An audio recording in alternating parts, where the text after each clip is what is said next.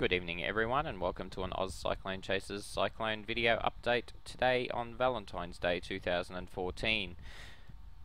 My name's Chris Nitzo and tonight we're going to be looking at the potential for low pressure system development across northern Australia over the next week, and also the potential for some very good rainfall over many drought-stricken regions of Queensland, particularly in northwestern, northern inland and northern coastal and western parts of Queensland.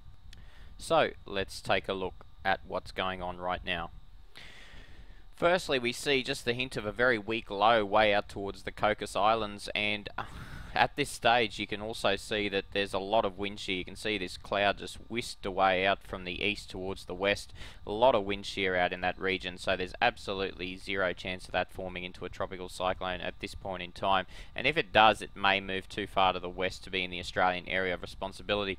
As we head further east off the Kimberley coast, we see some really nice convection associated with the monsoon trough. Also some pretty nice convection in the Arafura Sea.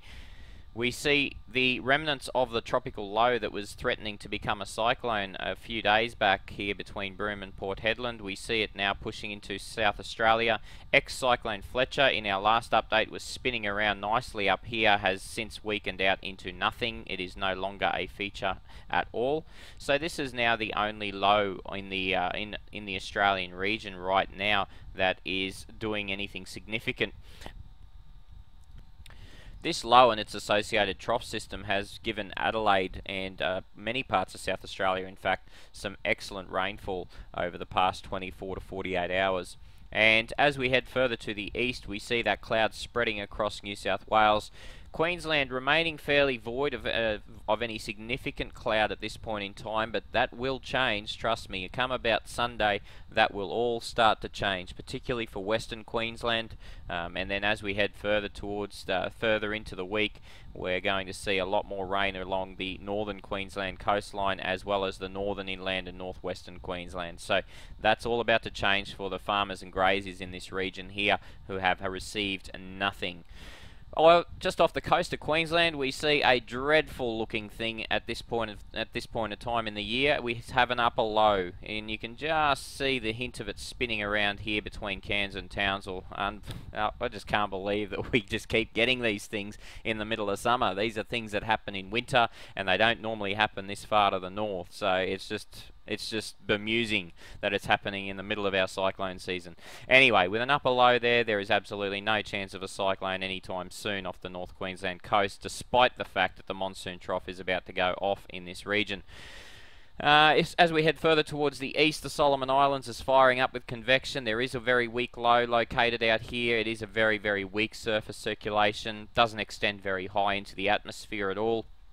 But we obviously have to watch it. Now obviously if it tries to move towards the Queensland coast at this point in time, the upper low will kill it. The associated wind shear and dry air wrapping in around this upper low will completely demolish it on its approach to the coast. But that upper low won't sit there forever, and we'll talk a bit more about the potential in the Coral Sea later on in the broadcast.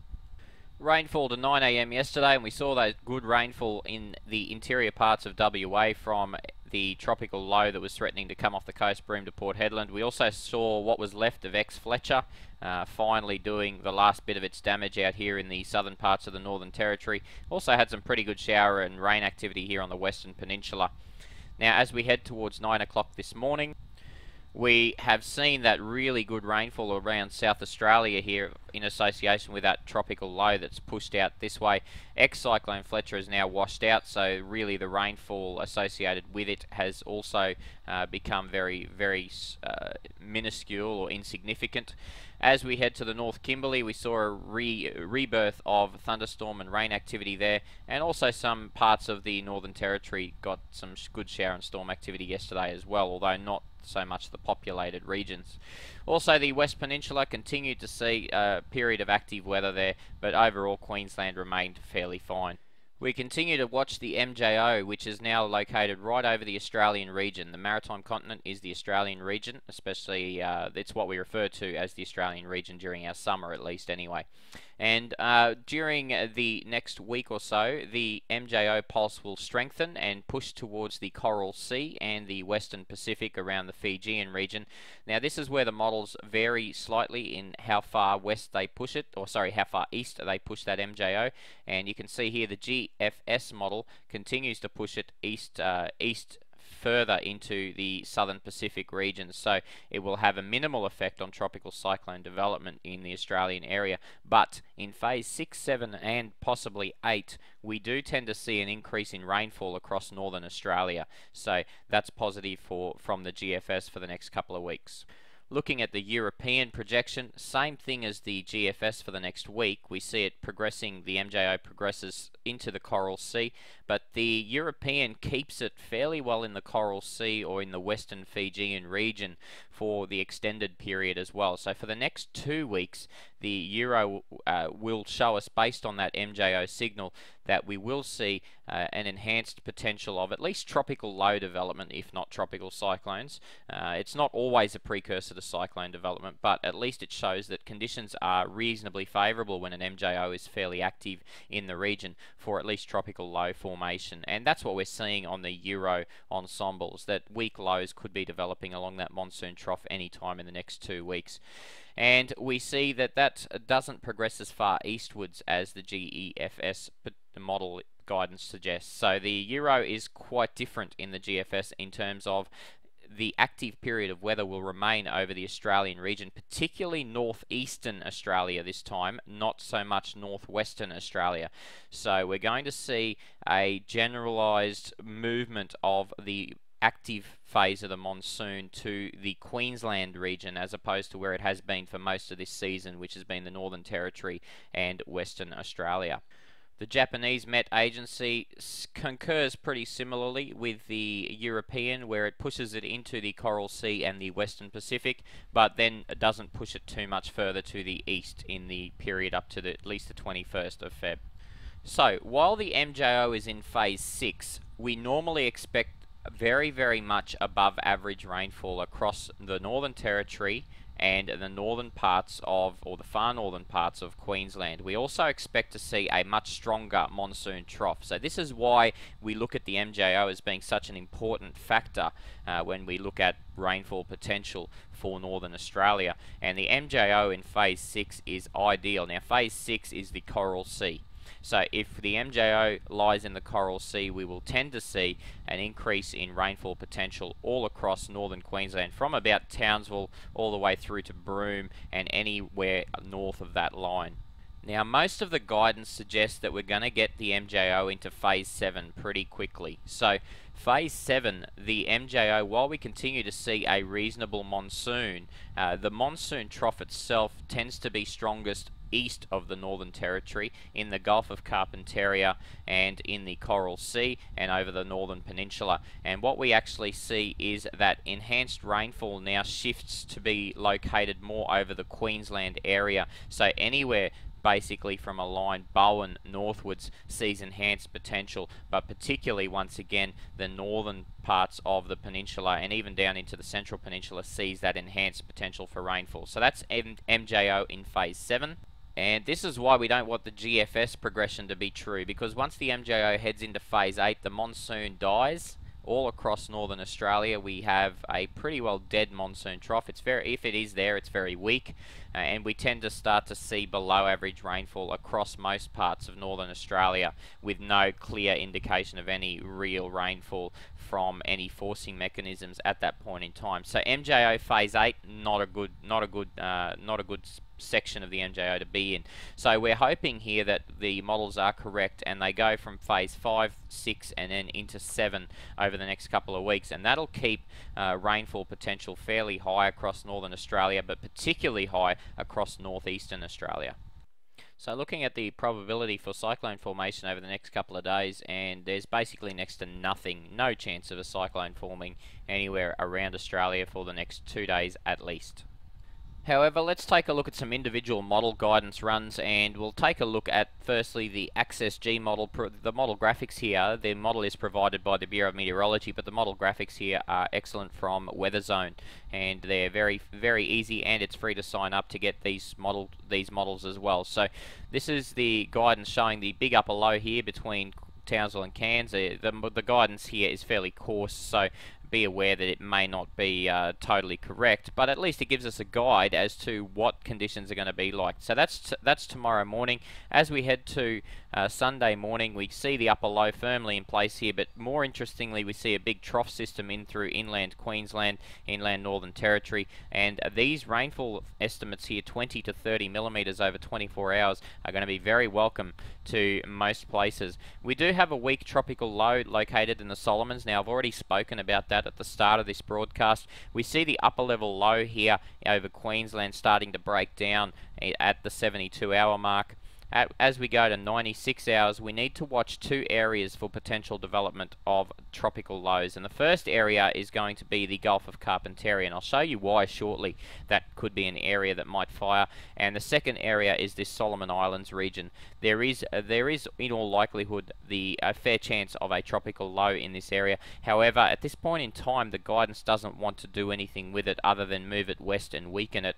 Whereas the Gulf of Carpentaria low, some guidance is suggesting it becoming a more significant feature. So this is now to Tuesday, so we can see moderate rainfall throughout inland parts of Queensland.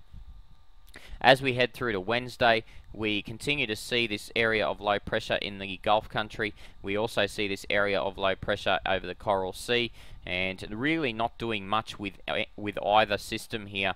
And as we head to Thursday, we see that low still located over the southwestern Gulf. We see that tropical low still very weak, starting to push more in a southwesterly direction towards the Queensland coast as we head into that area. Now, once again, we're looking out a long way now. So on Friday, we have that tropical low in the southwestern Gulf, and we've got that tropical low in the Coral Sea now moving west. So that's the Access G model. At this point in time, neither of these systems becoming tropical cyclones. Obviously, though, you can tell from the model which one it favours as becoming the stronger system.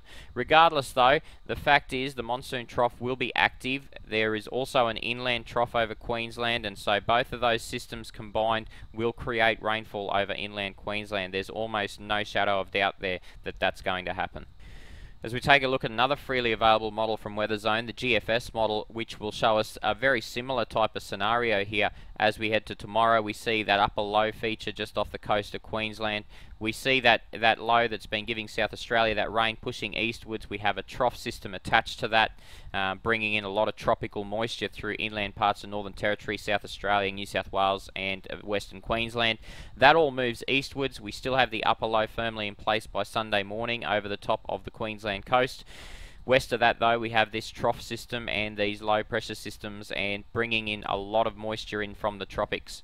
As we head to Monday, we start to see the development of that broad low pressure area in the Coral Sea. We also start to see a broad low developing here over the southern Gulf country, and associated with that once again is this trough system bringing in a lot of moisture in from the tropics, a lot of moderate falls all through inland parts of Queensland there at that point in time, but particularly this northwestern part of Queensland, which has not seen much rain at all, and will welcome these, particularly this model is going a bit crazy with rainfall estimates for the northwestern parts of Queensland. As we head to Tuesday, once again we see this low here. We don't see much of a low in the Coral Sea anymore from the GFS model. That might have something to do with it pushing the signature of the MJO well out to the east very quickly. We've also got on the Wednesday that low in the southern Gulf, not doing much, attached to the trough system still, bringing in a lot of rainfall onto the Queensland coast and the northern inland regions, getting into the central inland regions of Queensland as well. And then as we head through to Thursday, once again the model going a little bit silly with the rainfall estimates, but it gives you a fair idea that we're looking at a prolonged period of rainfall across northern, northwestern and possibly even other western and central parts of the state as well, which is fantastic news.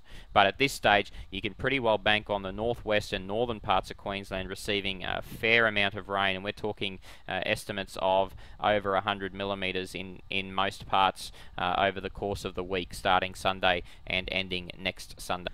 So if we just have a look at that GFS model and look at what it might be predicting for parts of Queensland, we're seeing some really big rainfall amounts. Now, as I said, the model goes a little bit silly with rainfall amounts and sort of targets pinpoint bullseye areas that don't tend to happen.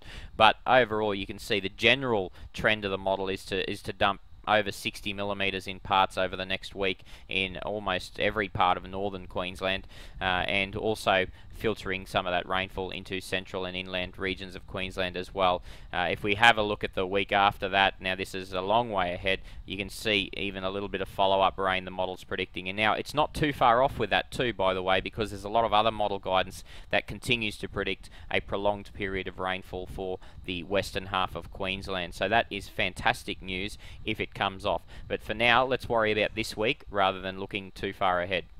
So even though we're not seeing any specific cyclone threats from any of the global computer models at this point in time, it is important to note that we're going to see a big increase in the monsoon trough, and we're expecting to see that around about middle of next week, maybe just a little bit earlier, just a little bit later, but around that Wednesday period of next week. Now, if we have a look here, what we're looking for is the colouring here coming through the Arafura Sea and into the northern Gulf of Carpentaria. You can see here it's light green, which suggests 18 to 23 knot winds. Now that's a fair monsoon on its own, but as we head towards later on in the period, as we head through to Sunday night, we see that just a general moderate to fresh monsoon flow continues. However, as we push towards Monday night, we will see, you can start to see a general increasing strength of that monsoon and heading into the western Coral Sea as well. So you can really see that now starting to fire up. We're getting 23 to 28 knot flow there across the Arafura and into the Gulf of Carpentaria. Now that flow, coupled with a fairly strong ridge that pushes in a couple of days later, is enough to set things ablaze on the monsoon trough. But at this point in time, the guidance is not picking up any particular spin or any particular areas of vorticity that could result in a tropical low at this stage. So while all the elements are there, we just need the trigger at the surface, and at the moment we just don't have that trigger at the surface. So until we get it, doesn't matter how strong this monsoon flow blows, we're not going to see a tropical cyclone out of it until we can get something happening at the surface. Now look, it doesn't take much during this sort of situation where we've got almost a gale force monsoonal flow coming in now by Tuesday night and into Wednesday. We actually see this monsoon flow really, and I mean seriously, kick in here. We're talking 28 to 35 knots coming through the northern Gulf of Carpentaria, and even 23 to 28 knots creeping into the northwestern Coral Sea. So it, as I say, folks, it really doesn't take too much in such a strong monsoonal flow to get something to spin up at the surface, but we need something there to just trigger it all. And at this stage, the models are suggesting that ain't gonna happen. But look, we can't look too far ahead when it comes to cyclone development in this scenario or in this situation, because in such a strong monsoonal flow, these little eddies that spin up, now you can see one that spun up here quickly on the Thursday, and this one here in the Gulf that just continues to just get stronger and stronger and stronger as the time progresses. You know, those sort of things can spin up anywhere along such a strong monsoonal flow. And look, regardless of that happening, in fact, it would probably be more beneficial if we didn't see one of these tropical lows really develop into anything significant, because what we will then get is this moist, fresh, northeasterly flow pumping in moisture from the Coral Sea all the way inland. We'll get these this inland trough over Queensland getting a lot of moisture pumped in from the northwest from this monsoon. So look, to be honest, to get maximum impact from rainfall across the state, particularly the northeastern parts of Australia, we probably don't want either of these two lows getting too strong, because if they do, they're going to centralise the rainfall around themselves. At this stage, the guidance is being very kind to everyone and giving everyone rainfall that needs it, but as I say, if one of these two really spins up and actually becomes a feature, then we're going to see a lot less of that rainfall making it to the areas that need it. So fingers crossed, and this is about the only time you'll hear it from Oz Cyclone chasers, fingers crossed that these two systems don't spin up into anything too significant and take the rain away from places that are expected to receive lots of it. I guess the one thing we have to note, though, compared to our last update where we were pretty confident of a WA type signature coming in, it's not looking likely anymore, folks. So that WA scenario has just been dropped by every single model. So it just goes to show in this sort of situation just how unpredictable things can be when we look too far ahead. So it's just a timely reminder that even though the signal was pretty confident from the model guidance that the Kimberley would see a new tropical low forming off the coast there, it's now gone extremely cold on that. But over the next couple of weeks, we should still, probably by about week 2, start to see maybe a low developing in the Kimberley. Also, as we always need to do, or I guess we always have a loser in this situation, and the loser once again becomes WA, or not once again, but probably for the first time this season becomes WA. We're going to see a big decrease in rainfall here as we see the corresponding increase in rainfall in Queensland. So tomorrow we're not going to see too much rain over Queensland, maybe a fair bit over the extreme west of the state, but other than that, not much happening. Over the Northern Territory, we're going to see showers and storms throughout almost the entire part of the Northern Territory, and the Kimberley and inland, eastern Kimberley and inland parts of the Kimberley will see rainfall tomorrow. On Sunday, we see a huge, and I mean huge, increase in rainfall over northwestern Queensland, and this is the day. This is the day where everything starts to happen for the state. And on Sunday we see that moisture seeping southwards into this trough system, and so we're going to see fairly moderate falls of rain all across Queensland, some heavy falls possible in the northwest. Those falls extend westwards towards the Northern Territory as well, and also as far west as, once again, the Kimberley could see some shower and storm activity. Also the northwest top end around Darwin might see a little bit of enhanced thunderstorm potential there on Sunday. On Monday, we see the monsoon trough starting to get stronger, as we showed you in the animation earlier. We start to see these winds here increasing, so more moisture feeding into the Northern Territory, and so we start to get an increase in rainfall across there. The Gulf country starts to fire up again. Remember that 23, 28 knot monsoon flow coming through, hitting the Western Peninsula. Also, northern parts of Queensland maintaining those moderate falls of rain, getting onto the coast there by Monday as well, and also that rainfall continues to seep southwards, although it's not going to be as generally widespread as it heads into central inland Queensland. It's more so going to be limited to the northwestern parts of the state. On Tuesday, we continue to see some heavy rain on the northern half of Queensland, and also some more isolated falls through central western parts of Queensland and getting into southern Queensland. An enhanced period of rainfall here over the Herbert and Lower Burdekin coastline expected as well. And we continue to see the monsoon trough really firing on Tuesday, with more and more rainfall over the Northern Territory. Well, once again, you see this drying out here over Western Australia. As I said, there's got to be a loser in the situation, and for this situation, it looks like that loser will be Western Australia. So the total forecast rainfall for the next 4 days, you can see some pretty decent falls there across most of Queensland and most of the Northern Territory and the far northeastern or northern parts of the Western Australian. As we head towards the next 4 days, from the 18th to the 21st, you see a big increase in rain across northern Queensland in general, and this is great news. Particularly this northern inland area has had very, very little, and I mean very little rain. That all along this highway out here that goes west to Mount Isa, the Flinders Highway, those places have had 2, maybe 300 millimetres for over 12 months, which has been very, very low rainfall. So that area seems to be the hotspot for activity, actually, over that 4-day period. So that's fantastic news for them. Look, the monsoon trough just really fires up in that days 4 to 8 period, and will continue to bring copious amounts of rain, and mostly now limited to the northeastern half of the continent, as opposed to what it has been so far, which has been the northwest and northern half of the continent.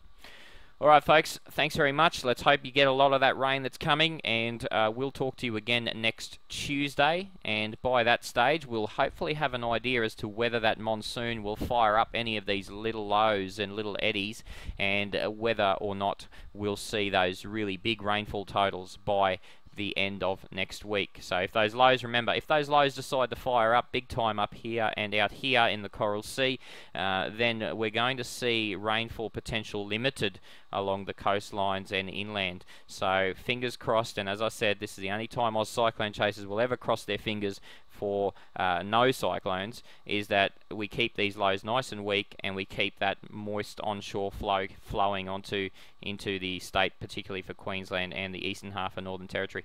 Thanks for watching tonight. I'll talk to you again on Tuesday. Have a great weekend. Good night.